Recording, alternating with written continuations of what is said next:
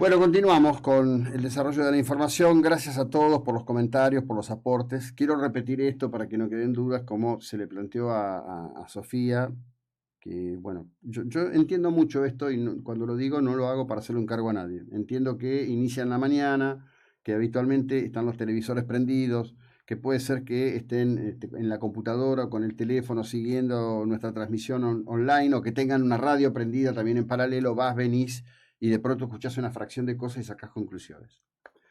En la conversación con el doctor Bordón se habló claramente de cuestiones que son básicas y necesarias, urgentes en la República Argentina. Una reforma urgente a la ley de salud mental.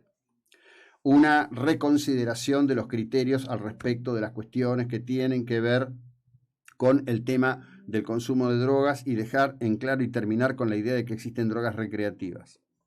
Parece que en paralelo con todo esto, y esto lo pasa Martín, alguien en la televisión está hablando del fallo del juez Tapia al respecto de la cuestión de consumo de drogas en Mar del Plata. Quiero decirles que es un tema que tiene 2 años. El fallo de Tapia data de 2020. Nosotros fuimos quizás los únicos en Mar del Plata fuertemente cuestionadores de ese fallo de Tapia, que le dice a la policía de la provincia de Buenos Aires que no puede detener personas que en algún lugar público estén consumiendo drogas y que debe enfocarse en otros predicamentos y no en el tema de los consumidores. Ese fallo fue revocado por la Cámara, en un fallo muy interesante de la Cámara Criminal de Mar del Plata. Posteriormente fue a la casación y la casación, en un fallo del día 28, 27, 29 de diciembre, lo revocó. Aplica solamente en el momento en que Tapia está de turno. Es una contradicción muy fuerte dentro del sistema, un fallo que altera y vulnera la acción conforme a derecho con respecto del tema de las drogas en la Argentina, pero en Mar del Plata, para el turno de Tapia, que es un consolidado aportante a la idea de que consumir drogas no es una cuestión, digamos, es un problema individual de cada uno. Es individual hasta que el tipo está sacado por las drogas, está totalmente brotado, está psicótico y como Petinato, como el hijo de Petinato, lo mata al psiquiatra, como Chano se lanza con un cuchillo encima de su madre y es detenido por un policía que le dispara, y después el policía se tiene que comer y bancar un proceso judicial tratado como si fuera un criminal, o como en este caso presente hoy de Mar del Plata, con un pibe de 18 años que asesina a su madre y a su abuelo y deja muy mal herida y seguramente destruida para el resto de su vida a su abuela, aunque sobreviva de las cuchilladas. Tema para insistir y para seguirlo. En otro orden de cuestiones, y siempre es necesario verdaderamente citarlo, tenerlo presente, que no se transforme en algo que parezca como una rutina, que queda lejos pero que afecta al planeta. Continúa el fuerte avance de las tropas ucranianas, alejando cada vez más a las tropas rusas hacia la frontera de ese país. Comienzan a aparecer muchos datos y muchos elementos.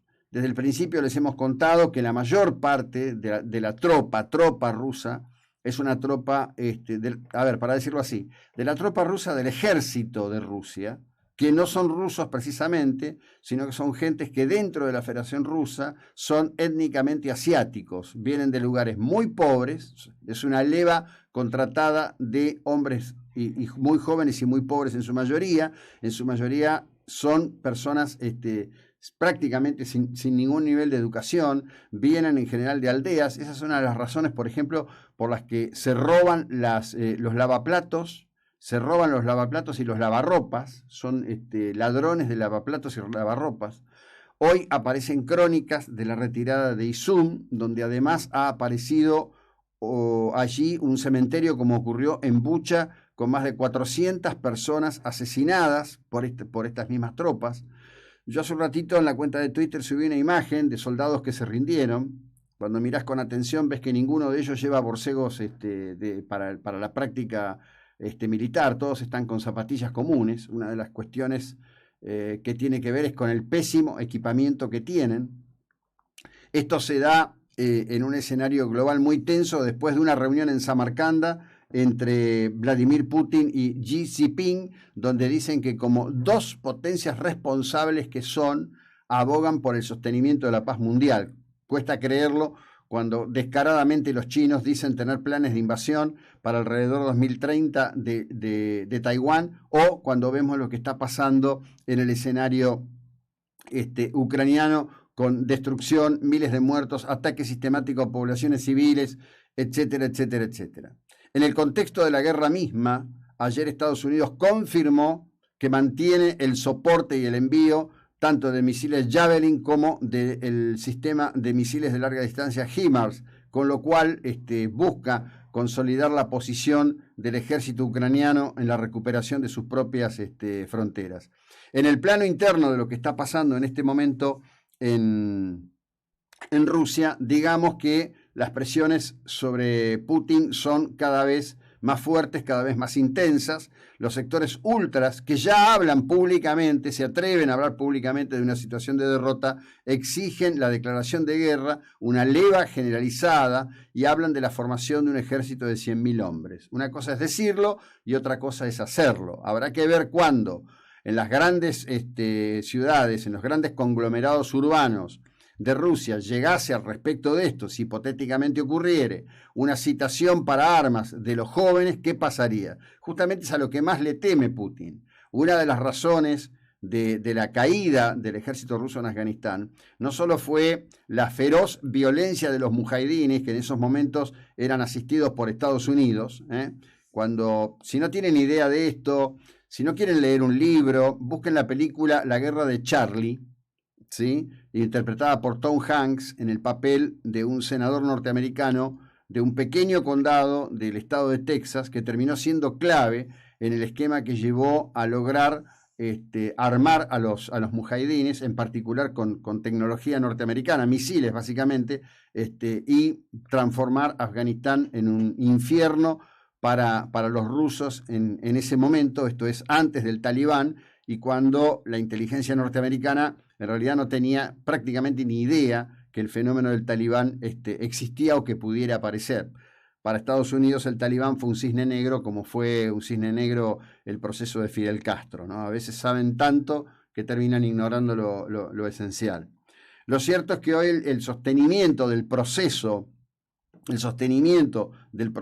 de soporte del ejército ucraniano, que se ha transformado en un modelo de estudio para todas las academias militares del planeta, ha sido anunciado en esta mañana de hoy por el secretario de la Defensa de la Unión Americana, Antony Blinken, como un esfuerzo sostenido en cuanto a las órdenes de equipamiento y el soporte de equipamiento para poder justamente haber contribuido a dar vuelta a esta situación. Pero ayer en el Parlamento argentino, lamentablemente, se votó en la Cámara Baja con el concurso de 2 diputados, de Gerardo Morales, una diputada correntina, pero el resto del universo que maneja el kirchnerismo, su colectora de los diputados lavagnistas, por ejemplo, la prórroga del impuesto al cheque y otros impuestos oprobiosos. De esto, votando en contra y explicando por qué, habló Ricardo López Murphy. Ayer se cumplieron 1000 días de este gobierno, ineficiente, en mi opinión uno de los peores de nuestra historia. Restan 450 días para cambiar esta matriz de empobrecimiento que nos ha sometido el kirchnerismo y sus socios. Yo voy a hacer gobierno en el 2023 y bajo ninguna circunstancia quiero que el Estado se financie con estos impuestos que son una patada en la cabeza para la clase media y las pymes. Muchas gracias.